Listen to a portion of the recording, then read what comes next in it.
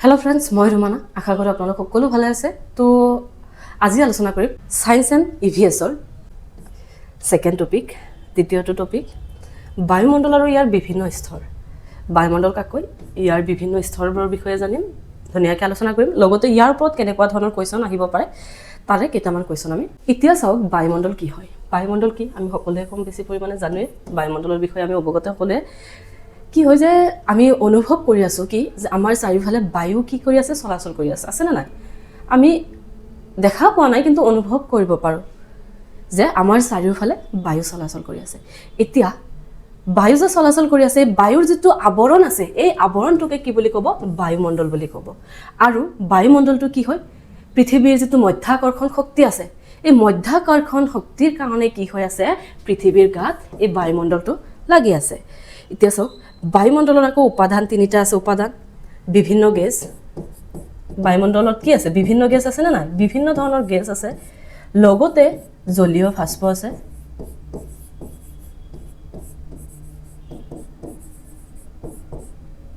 আৰু ধূলিকণা এই তিনিটা উপাদানেৰে কি হয় বায়ুমণ্ডল গঠিত হৈ থাকে এতিয়া চাওক বায়ুমণ্ডলত কি কি গ্যাস আছে কোনটো কিমান পৰিমাণ আছে আমি চাই লম কাৰণ পৰীক্ষাত ইয়াৰ পৰা কোৱেশ্চন আহে এতিয়া চাওক বায়ুমণ্ডলত আটাইতকৈ বেছি পৰিমাণে যেটো গ্যাস আছে হেতু হৈছে নাইট্ৰজেন যেটো 78.08% আছে এইখিনি মনত ৰাখি দিব কোনটো গ্যাস কিমান পৰিমাণে আছে তো অক্সিজেন আছে 21% আমি কাৰেক্টলি যদি ধৰিব যাও 20.94% যাক 21% বুলি ধৰা হয় আৰু আৰ্গন আছে 0.93% কাৰ্বন ডাই অক্সাইড গ্যাস আছে 0.036% এইকেইটা আপোনালোকে মনত ৰাখিব কোনটো গ্যাস কিমান পৰিমাণে আছে আৰু বাকি যিবোৰ মিথেন ইথেন বহুত কিবা কিবি সালফাৰ ডাই অক্সাইড বহুত গ্যাস আছে এই গ্যাসবোৰ কম পৰিমাণে আছে আৰু এই সকলো অন্যান্য এই চাৰিটা বাদ দি বাকি যিমান গ্যাস আছে এটো 0.014% হে বায়ুমণ্ডলত মিহলি হৈ আছে তো এইখিনি আপোনালোকে ধুনিয়াকে মনত ৰাখিব এতিয়া আমি বায়ুমণ্ডলৰ বিভিন্ন স্তৰসমূহৰ বিষয়ে জানিম তাৰ মাজতে আৰু এটা কথা মন কৰিব আপোনালোকে ভূপৃষ্ঠৰ পৰা বায়ুমণ্ডলটো 10000 কিলোমিটাৰ ওপৰলৈকে কি হৈ আছে বিস্তৃত হৈ আছে এটো মনত ৰাখিব ভূপৃষ্ঠৰ পৰা যদি কোৱেশ্চন আহি যায় ভূপৃষ্ঠৰ পৰা বায়ুমণ্ডল কিমান ওপৰলৈ বিস্তৃত হৈ আছে 10000 কিলোমিটাৰ ওপৰলৈ বিস্তৃত হৈ আছে কোৱেশ্চন আহি যায় দেই তো মন কৰিব এতিয়া আমি স্তৰবোৰৰ বিষয়ে চাম বায়ুমণ্ডলত পাঁচটা স্তৰ আছে কি কি স্তৰ কেইটা আগতে চাই লওক ট্ৰপোস্ফিয়াৰ বা ঘূৰ্ণিমান মণ্ডল ষ্ট্ৰেটোস্ফিয়াৰ বা শান্ত মণ্ডল মেসোস্ফিয়াৰ থাৰ্মোস্ফিয়াৰ বা আয়নোস্ফিয়াৰ আৰু এক্সোস্ফিয়াৰ ইফালে ৰাইট সাইডত আপোনালোকে দেখা পাইছে চাগে প্ৰথমতে আমাৰ পৃথিৱী পৃষ্ঠৰ পৰা এতিয়া চাওক কোনটো স্তৰৰ ওপৰত কোনটো আছে ইয়াত আপোনালোকে চাই লব প্ৰথমতে আছে ট্ৰপোস্ফিয়াৰ তাৰ ওপৰত আছে ষ্ট্ৰেটোস্ফিয়াৰ তাৰ ওপৰত আছে মেসোস্ফিয়াৰ তাৰ ওপৰত থাৰ্মোস্ফিয়াৰ আৰু তাৰ ওপৰত আছে এক্সোস্ফিয়াৰ এতিয়া চাওক আমি এটা এটা স্তৰ আমি ধুনিয়াকে আলোচনা কৰিম প্ৰথমতে চাম ট্ৰপোস্ফিয়াৰ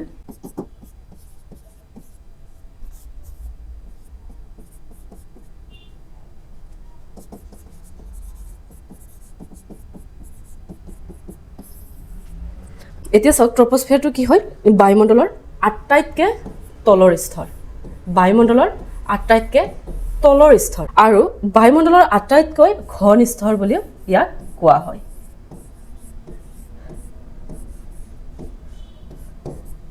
এতিয়া চাওক বৰষুণ কুঁৱলী ধুমুহা আদি সকলো বতৰৰ পৰিঘটনাই ট্ৰপোস্ফিয়াৰতে হয় মেঘ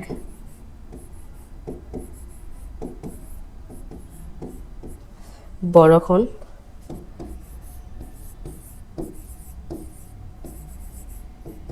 ধুমুহা সকলো পৰিঘটনা ক'ত হয় ট্ৰপোস্ফিয়াৰতে হয় মনত ৰাখিব আৰু ইয়াৰ যেটো গড় উচ্চতা এই গড় উচ্চতাটো 12 কিলোমিটাৰ পৃথিৱী পৃষ্ঠৰ পৰা 12 কিলোমিটাৰ ওপৰলৈকে ট্ৰপোস্ফিয়াৰটো বিস্তৃত হৈ আছে এতিয়া উচ্চতা যিমানে ওপৰলৈ বৃদ্ধি পাব সিমানে উষ্ণতা কিন্তু হ্ৰাস হ'ব মনত ৰাখিব তো এইখিনি আছিল আমাৰ ট্ৰপোস্ফিয়াৰৰ মানে মূল কথা মনত ৰাখিব আটাইতকৈ বায়ুমণ্ডলৰ আটাইতকৈ তলৰ স্তৰটোৱে হৈছে কি ট্ৰপোস্ফিয়াৰ ট্ৰপোস্ফিয়াৰটো ভূপৃষ্ঠৰ পৰা 12 কিলোমিটাৰ উচ্চতালৈকে বিস্তৃত হৈ আছে গড় উচ্চতা বুলি খুদিলে আমি 12 কিলোমিটাৰ কম এতিয়া চাওক ট্ৰপোস্ফিয়াৰত কি হয় মেঘ বৰষুণ ধুমুহা এই সকলো বতৰৰ যি পৰিঘটনা এই সকলো পৰিঘটনা ক'ত সংঘটিত হয় ট্ৰপোস্ফিয়াৰত হয় যদি কোৱেশ্চন আহে মনত ৰাখিব ট্ৰপোস্ফিয়াৰক ঘন স্তৰ বুলি কোৱা হয় তো এইখিনি আছিল মূল কথা ট্ৰপোস্ফিয়াৰৰ নেক্সট আমি আলোচনা কৰিম ষ্ট্ৰেটোস্ফিয়াৰ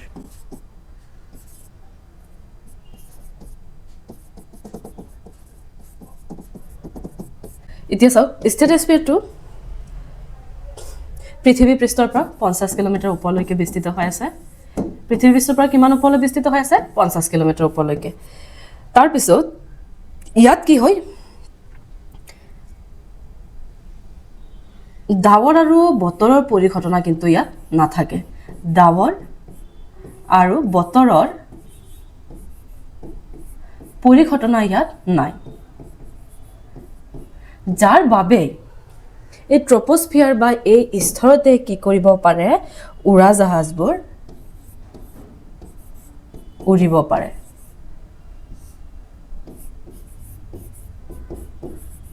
উৰাজাহাজ চলাচল কৰিব পাৰে কিয় কৰিব পাৰে কাৰণ ইয়াত ডাৱৰ বা বতৰৰ পৰিঘটনা কি নহয় সংঘটিত নহয় যাৰ বাবে উৰাজাহাজ চলাচল কৰিব পাৰে এতিয়া চাওক এই স্তৰত বা ষ্ট্ৰেটোস্ফিয়াৰত কি থাকে ওজন স্তৰ থাকে যদি পৰীক্ষাত কোৱেশ্চন আহে ওজন স্তৰ কোনটো স্তৰত থাকে তেতিয়া আপোনালোকে লিখিব লাগিব ষ্ট্ৰেটোস্ফিয়াৰত ওজন স্তৰ থাকে যিয়ে সূৰ্যৰ ক্ষতিকাৰক অতি বেঙুনীয়া ৰশ্মিৰ পৰা আমাক ৰক্ষা কৰে ওজন স্তৰে কি কৰে সূৰ্যৰ পৰা যি ক্ষতিকাৰক অতি বেঙুনীয়া ৰশ্মি আহে এই ৰশ্মি আহিলে আমাৰ গাত কি হ'ব বিভিন্ন বেমাৰ আজাৰে দেখা দিব ছালৰ বহুত ক্ষতি হয় যাৰ বাবে এই স্তৰে কি কৰে ওজন স্তৰে এই অতি বেঙুনীয়া ৰশ্মিটো মানে আমালৈ আহুতে মানে বাধা দিয়ে বা আমাক অতি বেঙুনীয়া ৰশ্মিৰ পৰা ৰক্ষা কৰে তো ইয়াত কোৱেশ্চন কি হ'ব পাৰে প্ৰথমটো কোৱেশ্চন ষ্ট্ৰেটোস্ফিয়াৰ ভূপৃষ্ঠৰ পৰা বা পৃথিৱী পৃষ্ঠৰ পৰা কিমান ওপৰলৈ বিস্তৃত হৈ আছে যদি কোৱেশ্চন হয় আপোনালোকে মন কৰিব 50 কিলোমিটাৰ ওপৰলৈকে বিস্তৃত হৈ আছে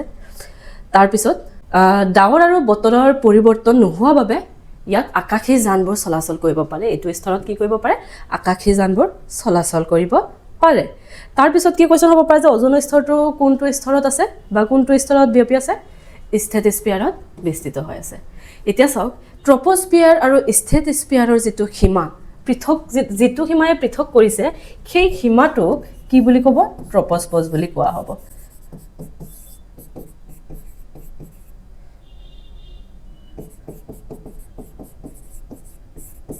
কি কৈছো যে ট্ৰপোস্ফিয়াৰ আৰু ষ্ট্ৰেটোস্ফিয়াৰৰ সীমাক পৃথক কৰা সীমাক ট্ৰপোস্পজ বুলি কোৱা হয় মনত ৰাখি এতিয়া 3 নম্বৰ স্তৰটো কি আছিল মেসোস্ফিয়াৰ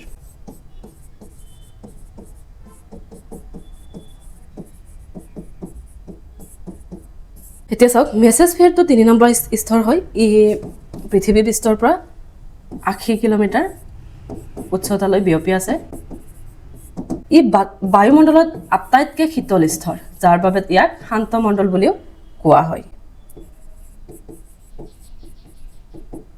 বায়ুমণ্ডলৰ আটাইতকৈ শীতল স্তৰ কোনটো বুলি সুধিলে আপোনালোকে আনসাৰ কি দিব মেসোস্ফিয়াৰ আৰু মহাকাশৰ পৰা যিবোৰ উল্কাপিণ্ড নামি আহে এই উল্কাপিণ্ডবোৰ এই মেসোস্ফিয়াৰত সোমালে ইয়াক মানে জ্বলি মানে এই স্তৰত সোমালে জ্বলি ছাই হৈ যায় মানে এই স্তৰত প্ৰৱেশ কৰাৰ লগে লগে ঘৰ্ষণৰ ফলত কি হয় জ্বলি ছাই হৈ যায় তো উল্কাপিণ্ডবোৰ কোনটো স্তৰত আহি ছাই হৈ যায় বুলি সুধিলে আপোনালোকে মনত ৰাখিব লাগিব মেসোস্ফিয়াৰত ঠিক আছে এইখিনি আছিল আমাৰ মেসোস্ফিয়াৰৰ মূল কথা তাৰ পিছত আহিব থাৰ্মোস্ফিয়াৰ 4 নম্বৰ স্তৰটো কি হয় থাৰ্মোস্ফিয়াৰ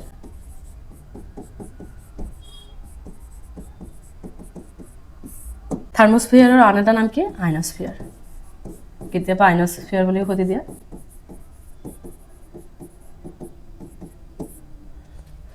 তো এই থাৰ্মোস্ফিয়াৰ বা আয়নোস্ফিয়াৰটো 80 কিলোমিটাৰৰ পৰা 600 কিলোমিটাৰ ওপৰলৈকে বিস্তৃত হৈ আছে ইয়াৰ উচ্চতাৰ লগে লগে উষ্ণতাও কি হ'ব দ্ৰুত গতিত বৃদ্ধি পাব ইয়াত বৈদ্যুতিক আধানযুক্ত কণা আয়ন থাকে কি থাকে বৈদ্যুতিক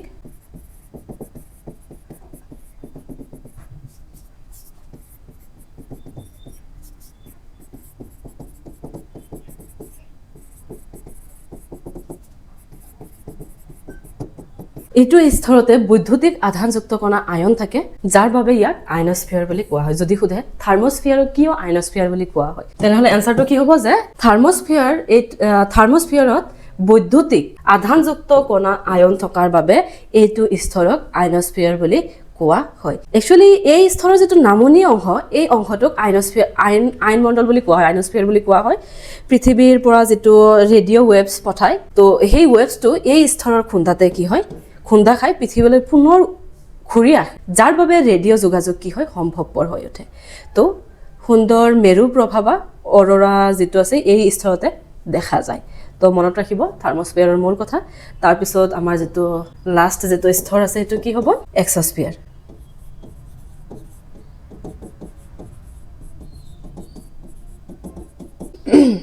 বায়ুমণ্ডলৰ আটাইতকৈ ওপৰৰ আৰু আটাইতকৈ পাতল, আটাইতকৈ